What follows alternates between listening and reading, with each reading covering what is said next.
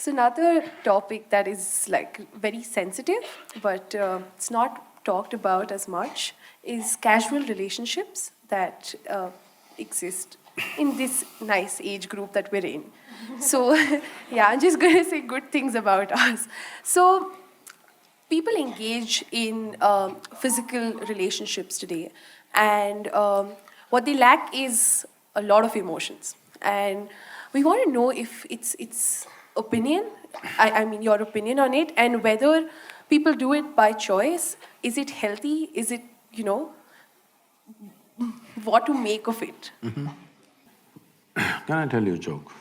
Yes, please. There was one Mrs. Bhatia. No Bhatias? I could change the name. There was one Mrs. Bhatia who was having her 50th wedding anniversary. They had a wedding anniversary, and the next day she filed for divorce. The judge saw the divorce petition. He was also a good family friend. So he called her and he said, "Why you want to divorce your husband? He's such a sweet little thing. Why do you want to divorce him? On what grounds you want to divorce him?" She said, "He's not been faithful to me. He's been cheating me." How do you come to this conclusion? Just yesterday you had your 50th wedding anniversary, you were fine yesterday, how do you conclude this? I got little nostalgic and started flipping through the photo album. Then I saw none of my 5 children resemble him.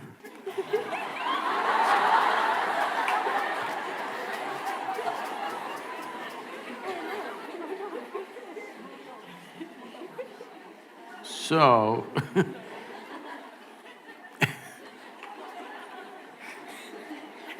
so right now, do you remember how your great-great-great-great-great-grandmother 10 generations ago looked like? You don't. But her nose is sitting on your face right now. Your body remembers, yes or no? Your body remembers even the skin tone of your forefathers 1,000,000 years ago, it still remembers, not forgotten. So what you're calling as my body is an enormous amount of memory, isn't it? What you carry in your brain as memory is minuscule. What you carry in your body, there is evolutionary memory, there is genetic memory, there is karmic memory, there are articulate and inarticulate levels of memory. There is so much memory. You think you know how to walk right now, please understand, only because your body has built up that memory. If your body forgets, you won't be able to walk. So, the amount of memory for every simple thing that you do, you know what to eat, what not to eat, how to eat, you must put it in your mouth, not in your ears. This may look funny, but you would not know if you don't remember. So your body is a repository of tremendous amount of memory and it's picking up all the time. If you walk from here to here, there may be 50 different kinds of mild smells. You may not consciously notice, but the body is picking it up and it recognizes.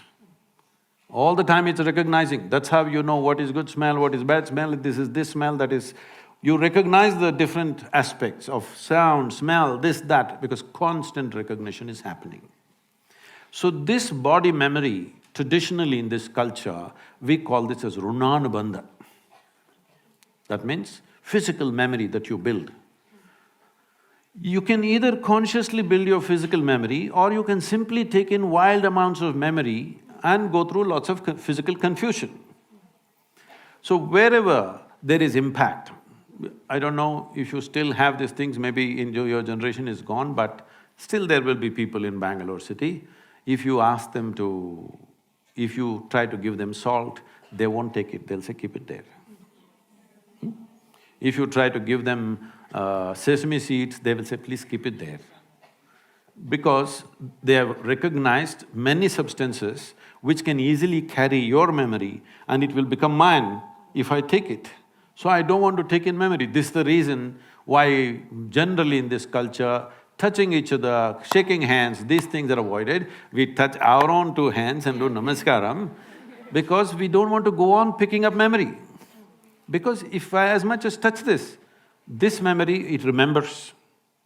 You try this with 4 of your friends, you touch their hands. Don't try to consciously remember, every day touch their hands, forget about it. Tomorrow, if that person comes and touches you, you know it's this hand, isn't it? So the body remembers, it's not the mind. The physical body remembers, this is called as runanubandha. When there is a sexual interaction or there is any kind of intimacy which involves thought, emotion and body, the amount of memory that is left in your system is very big. It is from this context they said you must keep this as simple as possible. There are other aspects where in certain tantric process and all they're involving, they are preparing themselves for years to distance themselves from the body in such a way that the body doesn't pick up anything from anywhere. This is being done like a sadhana, not as sexual promiscuity. So, the question is not of morality, the question is of what is it that you want to do with yourself in your life. If you want to be in such a way that in your life, your inner intelligence will be the most dominant thing in your life, not your physical body, then you must keep the body's memory as simple as possible. This is why simple types of food, people go into very simple kind of food, not complicated. Even now, I eat 1 meal a day and I eat only 1 item in the meal. I won't eat 10. I may eat all of those things another day, but today I'll eat only 1 item because it makes a huge… Just experiment and see, don't go by what I'm saying. Just experiment and see, especially when your examination time comes, eat simple food and see what a difference it makes for your intelligence, how it functions, how alert you are, everything.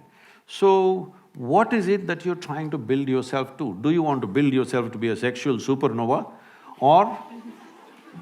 No, I'm saying some people may have that intention, that's up to them. But what is it that you want to do with your life is something that you must decide. If you have decided that, it's very, very important that you don't unconsciously pick up enormous amount of memory because this will lead to… Later on you will see, it'll become very difficult to remain peaceful and joyful in your life, no matter what good things may be happening. Simply because there is confusing memories in the system. When something else of similar nature comes, the body goes into a turmoil of confusion. It may not translate into your mind. Just physically, it will go on. So, it's a choice that one has to make. It's not a question of morality, it is a question of living sensibly.